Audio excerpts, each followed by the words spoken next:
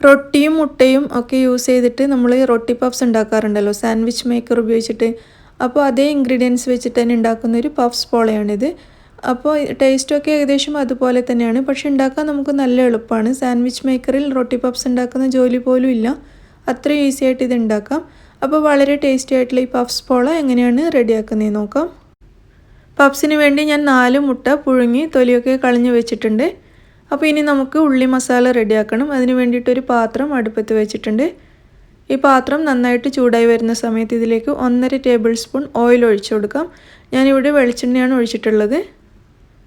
Oil ചൂടാകുമ്പോൾ ഇതിലേക്ക് 2 സവാള ചെറുതായിട്ട് അരിഞ്ഞത് ചേർക്കാം. 2 വലിയ സവാള എടുത്തിട്ടുണ്ട്. ഇതിലേക്ക് അല്പം കറിവേപ്പില ചേർക്കാം. 2 പച്ചമുളക് ചെറുതായിട്ട് അരിഞ്ഞതും കൂടി ചേർക്കാം. 1 ടീസ്പൂൺ ഇഞ്ചി വെളുത്തുള്ളി പേസ്റ്റ്. ഇനി ഇതെല്ലാം കൂടി നന്നായിട്ട് വഴറ്റിയെടുക്കാം.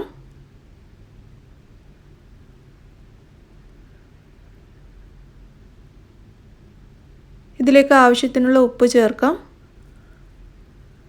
എന്നിട്ട് നന്നായിട്ട് വഴറ്റുക. ഉള്ളിയുടെ കളറൊന്ന് മാറി വരുന്നത് വരെ നന്നായിട്ട് വഴറ്റിയെടുക്കുക. ഉള്ളി ഇവിടെ റെഡി ആയിട്ടുണ്ട്. ഇതിൻ്റെ കളറൊക്കെ മാറി ഉള്ളി നല്ല സോഫ്റ്റായി വന്നിട്ടുണ്ട്. ഇനി ഇതിലേക്ക് 1/2 ടീസ്പൂൺ മുളക് പൊടി, 1/2 ടീസ്പൂൺ മല്ലിപ്പൊടി, 1/4 ടീസ്പൂൺ മഞ്ഞൾപ്പൊടി, 1/4 ടീസ്പൂൺ ഗരം മസാലപ്പൊടി ഇത്രയും ചേർത്ത് കൊടുത്ത് നന്നായിട്ട് വഴറ്റുക. 1-2 മിനിറ്റ് നന്നായിട്ടൊന്ന് വഴറ്റിയെടുക്കുക. ഇനി ഇതിലേക്കൊരു 3 ടേബിൾ സ്പൂൺ വെള്ളം കൂടി ചേർക്കണം.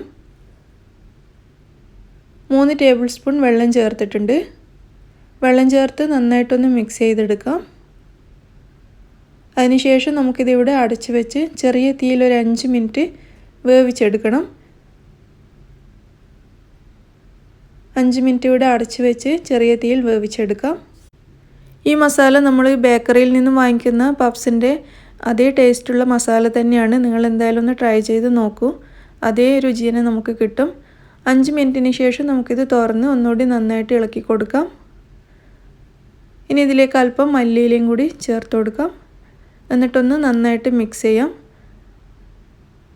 നമ്മുടെ പഫ്സിനുള്ള മസാല ഇവിടെ റെഡി ആയിട്ടുണ്ട്. ഇത് അടുപ്പത്തുനിന്ന് മാറ്റാം. പഫ്സ് ഉണ്ടാക്കാൻ വേണ്ടി ഞാൻ കുറച്ച് ബ്രെഡ് സൈഡൊക്കെ കട്ട് ചെയ്ത് വെച്ചിട്ടുണ്ട്. ബ്രൗൺ ഭാഗമൊക്കെ കട്ട് ചെയ്ത് കളഞ്ഞിട്ടുണ്ട്.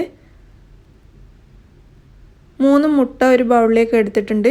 ഈ മുട്ട നമുക്ക് നന്നായിട്ടൊന്ന് ബീറ്റ് ചെയ്തെടുക്കാം. ഒരു ഹാൻഡ് വിസ്കോ ഫോർക്കോ മറ്റോ വെച്ചിട്ട് നന്നായിട്ടൊന്ന് ബീറ്റ് ചെയ്യാം. ഇനി ഇതിലേക്ക് 2 പച്ചമുളക് ചെറുതായിട്ട് അരിഞ്ഞത് ചേർക്കാം. 1 ടേബിൾ സ്പൂൺ വരെ മല്ലിയില അരിഞ്ഞതും കൂടി ചേർക്കാം. പിന്നെ ഒരു 1/4 ടീസ്പൂൺ വരെ ഉപ്പ്. ഇത്രയും ചേർത്തിട്ട് നന്നായിട്ട് ഒന്നുകൂടി ബീറ്റ് ചെയ്തെടുക്കാം. ഇത് ബ്രെഡ് മുക്കിയെടുക്കാനുള്ള മുട്ടയാണ്. ഇതിവിടെ റെഡി ആയിട്ടുണ്ട്. ഇത് സൈഡിലേക്ക് മാറ്റാം. പിന്നെ നമ്മൾ നേരത്തെ പുഴുങ്ങി വെച്ച 4 മുട്ടയാണിത്. ഇത് ഓരോ മുട്ടയും 4 പീസായിട്ട് കട്ട് ചെയ്ത് വെക്കാം. ഇനിയിപ്പോൾ ചെറിയ ചെറിയ പീസാക്കണമെങ്കിൽ അങ്ങനെയും ചെയ്യാം.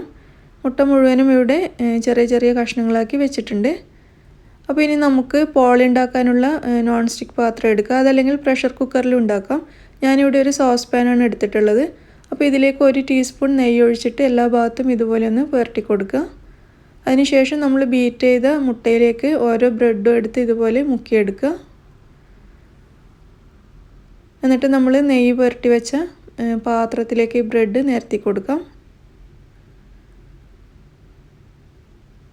പാത്രത്തിൻ്റെ അടിഭാഗം എല്ലാ സ്ഥലത്തും കവറാകുന്ന രീതിയിൽ ബ്രെഡ് നിരത്തി കൊടുക്കുക. അതേപോലെ പാത്രത്തിൻ്റെ സൈഡിലേക്ക് അല്പം ഒന്ന് കയറ്റിയിട്ട് വെച്ച് കൊടുക്കുന്നത് നല്ലതായിരിക്കും. ഇതുപോലെ പാത്രത്തിൻ്റെ വശങ്ങളിൽ അല്പം ഒന്ന് കയറ്റിയിട്ട് ബ്രെഡ് ഇതുപോലെ വെച്ച് കൊടുക്കുക. ബ്രെഡ് എല്ലാം പരസ്പരം ഒട്ടിപ്പിടിച്ചിരിക്കുന്ന രീതിയിലായിരിക്കണം വെക്കേണ്ടത്. എന്നാലേ നമ്മൾ പോള കട്ട് ചെയ്യുന്ന സമയത്ത് നമുക്ക് ഇളകി വരാതെ കിട്ടുള്ളൂ.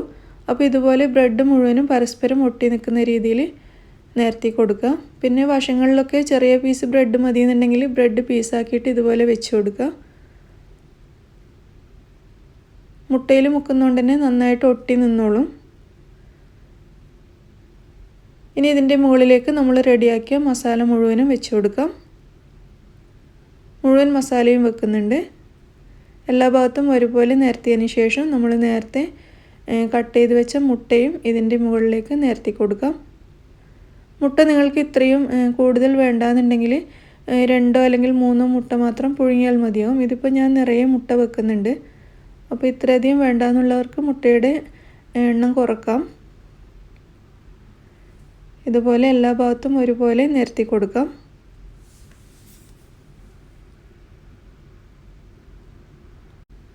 മുഴുവൻ മുട്ടയും ഇതിൻ്റെ എല്ലാ ഭാഗത്തുമായിട്ട് നിരത്തി കൊടുത്തിട്ടുണ്ട്.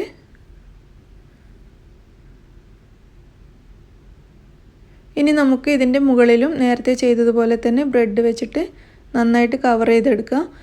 ഇപ്പോൾ ഈ ബ്രെഡ് വെക്കുന്ന സമയത്ത് ബ്രെഡ് നമ്മൾ താഴെ നേരത്തെ ബ്രെഡുമായിട്ട് മുട്ടുന്ന രീതിയിൽ വെച്ച് കൊടുക്കണം. പരസ്പരം ഒട്ടി നിൽക്കണം.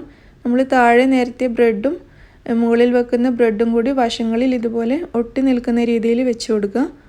അതുപോലെ മുകളിൽ വെക്കുന്ന എല്ലാ ബ്രെഡും പരസ്പരം ഒട്ടി നിൽക്കണം. അപ്പോൾ ചെറിയ പീസ് വേണ്ടിയെടുത്ത് ബ്രെഡ് കട്ട് ചെയ്തിട്ട് ചെറിയ ചെറിയ പീസ് വെച്ച് കൊടുത്താൽ മതി. വലിയ പീസ് തന്നെ വെക്കണമെന്നില്ല. ഓരോ സ്ഥലത്ത് ആവശ്യത്തിനനുസരിച്ചുള്ള പീസുകളാക്കിയിട്ട് വെക്കുക. പിന്നെ സൈഡിൽ എവിടെയെങ്കിലും ഗ്യാപ്പ് ഉണ്ടെങ്കിൽ ഇതുപോലെ ചെറിയ ചെറിയ കഷ്ണം ബ്രെഡ് എടുത്തിട്ട് ആ ഗ്യാപ്പൊക്കെ ഒന്ന് കവർ ചെയ്ത് കൊടുക്കുക. എന്നിട്ട് എല്ലാ ഭാഗത്തു നിന്നും താഴെയും മുകളിലും നമ്മൾ നിരത്തിയ ബ്രെഡ് പരസ്പരം ഒട്ടി നിൽക്കുന്ന രീതിയിൽ വശങ്ങളിൽ നിന്നും താഴോട്ടേക്ക് ആക്കി കൊടുക്കുക. എല്ലാ വശങ്ങളിൽ നിന്നും ഇതുപോലെ ചെയ്യാം. ഇനി ബൗളിൽ ബാക്കി വരുന്ന മുട്ടയുണ്ടെങ്കിൽ ഇതുപോലെ മുകളിലേക്ക് ഒഴിച്ചു കൊടുത്ത് എല്ലാ ഭാഗത്തും ഒരുപോലെ ഒന്ന് നിരത്തി കൊടുക്കുക. മുട്ട അല്പം ബാക്കി വെക്കുന്നത് നല്ലതാണ്. ഇതുപോലെ ഒന്ന് എല്ലാ ഭാഗത്തും നിരത്തി കൊടുക്കുകയാണെങ്കിൽ ബ്രെഡൊക്കെ പരസ്പരം നന്നായിട്ട് ഒട്ടി നിന്നോളും. ബ്രെഡിൻ്റെ എല്ലാ ഭാഗത്തും മുട്ടയാക്കി കൊടുക്കുക. ഇനി നമുക്കിത് അടച്ച് വെച്ച് അടുപ്പത്തേക്ക് മാറ്റാം. ഇത് ഞാൻ അടുപ്പത്തേക്ക് മാറ്റിയിട്ടുണ്ട്. ഇനി ഇതിൻ്റെ മൂടിയിലുള്ള ഹോള് നമുക്കൊരു അലൂമിനിയം ഫോയിൽ വെച്ചിട്ടൊന്ന് അടച്ചു കൊടുക്കാം. അതിനുശേഷം ഇതിൻ്റെ ഈ പാത്രത്തിൻ്റെ അടിയിലേക്ക് നമുക്കൊരു പഴയ പാത്രം വെച്ച് കൊടുക്കുക. അടിഭാഗം കരിഞ്ഞു പോവാതിരിക്കാൻ വേണ്ടിയിട്ടാണ്. അടിയിൽ വെച്ച പാത്രം നന്നായിട്ട് ചൂടായി വരുന്നത് വരെ ഫ്ലെയിം കൂട്ടി കൊടുക്കുക. പാത്രം നന്നായിട്ട് ചൂടായി കഴിയുമ്പോൾ ഫ്ലെയിം കുറച്ച് നമുക്കിത് ലോ ഫ്ലെയിമിൽ ഒരു 30 മിനിറ്റെങ്കിലും വേവിക്കേണ്ടി വരും. ഇടയ്ക്കൊന്ന് ചെക്ക് ചെയ്ത് നോക്കണം. അപ്പോൾ 30 മിനിറ്റ് വരെ നമുക്ക് വെയിറ്റ് ചെയ്യാം. 30 മിനിറ്റ് ആയിട്ടുണ്ട്. നമുക്കിതൊന്ന് തുറന്ന് നോക്കാം. പോള നന്നായി വെന്തിട്ടുണ്ടാവും. പോള നന്നായി വെന്തിട്ടുണ്ട്. അടിഭാഗം മാത്രമല്ല മുകൾ ഭാഗവും നന്നായിട്ട് വെന്തിട്ടുണ്ട്. എന്നാലും നമുക്ക് മുകൾ ഭാഗം കുറച്ചൊന്നൊരു ബ്രൗൺ കളറാക്കി എടുക്കണം. അതിനുവേണ്ടി നെയ്യ് പുരട്ടിയൊരു നോൺ സ്റ്റിക്ക് പാനിലേക്ക് നമുക്ക് ഈ പോളൊന്ന് തിരിച്ചിട്ട് കൊടുക്കാം. ഇതിൻ്റെ അടിഭാഗം നന്നായി വെന്ത് നല്ലൊരു ഗോൾഡൻ ബ്രൗൺ കളറിലായി വന്നിട്ടുണ്ട്. അപ്പോൾ നമുക്കിത് തിരിച്ചിട്ട് ഒരു 3-4 മിനിറ്റ് ഇതിൻ്റെ മുകൾ ഭാഗം കൂടി നമുക്കൊന്ന് ചെറുതായിട്ട് ബ്രൗൺ ആക്കി എടുക്കാം. ഇങ്ങനെ തിരിച്ചിട്ട് വേവിക്കണമെന്ന് നിർബന്ധമൊന്നുമില്ല. കാരണം ഈ പോള നന്നായി വെന്തിട്ടുണ്ട്. മുകൾ ഭാഗമൊക്കെ നന്നായിട്ട് വെന്തിട്ടാണുള്ളത്. പക്ഷേ ഇതുപോലെ ചെയ്തെടുത്താൽ ചെറിയൊരു ബ്രൗൺ കളറാക്കി എടുത്താൽ കാണാൻ നല്ല ഭംഗിയായിരിക്കും. അതിനുവേണ്ടി മാത്രമാണ് ഇതുപോലെ ഒന്ന് തിരിച്ചിട്ട് കൊടുത്തത്. അപ്പോൾ നമുക്ക് 3-4 മിനിറ്റ് ഇതുപോലൊന്ന് ചെറുതായിട്ട് ബ്രൗൺ ആക്കി എടുക്കാം. ഇപ്പോൾ നമ്മൾ ഇത് വെച്ചിട്ട് 3-4 മിനിറ്റ് ആയിട്ടുണ്ട്. ഇനി നമുക്ക് ഈ പോള അടുപ്പത്തുനിന്ന് മാറ്റാം. ഇത് അടുപ്പത്തുനിന്ന് മാറ്റിയിട്ടുണ്ട്. ഇനി പോളയുടെ മുകളിൽ ഇതുപോലൊരു പ്ലേറ്റ് വെച്ചിട്ട് നമുക്ക് പ്ലേറ്റിലേക്ക് ഇതൊന്ന് തിരിച്ചിട്ട് കൊടുക്കാം. ഇതിൻ്റെ മുകൾ ഭാഗവും കൂടി ഇപ്പോൾ കുറച്ച് ബ്രൗൺ ആയിട്ട് നല്ല ഭംഗിയായി മാറിയിട്ടുണ്ട്. അപ്പോൾ നമ്മുടെ പഫ്സ് പോള റെഡി ആയിട്ടുണ്ട്. നമുക്കിതിനെ കട്ട് ചെയ്തെടുക്കാം. നല്ല സോഫ്റ്റ് ആയിട്ടുള്ള പോളയാണ്.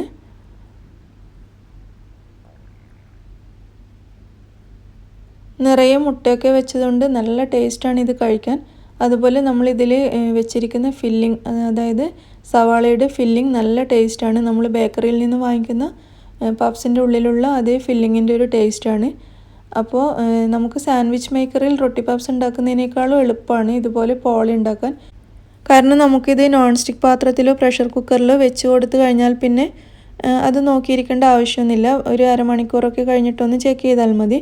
അതേസമയം സാൻഡ്വിച്ച് മേക്കറിൽ നമ്മൾ റൊട്ടി പഫ്സ് ഉണ്ടാക്കുകയാണെങ്കിൽ നമ്മൾ ഓരോന്നായിട്ട് അതിൽ ഉണ്ടാക്കിയെടുക്കണം. അപ്പോൾ ഇതൊന്നുകൂടി എളുപ്പമാണ്, അതിനേക്കാളും ടേസ്റ്റുമാണ്. അപ്പോൾ നിങ്ങളെല്ലാവരും ട്രൈ ചെയ്ത് നോക്കിയിട്ട് അഭിപ്രായം അറിയിക്കുക. ഇഷ്ടമാണെങ്കിൽ ലൈക്ക് ചെയ്യാനും ഷെയർ ചെയ്യാനും മറക്കരുത്.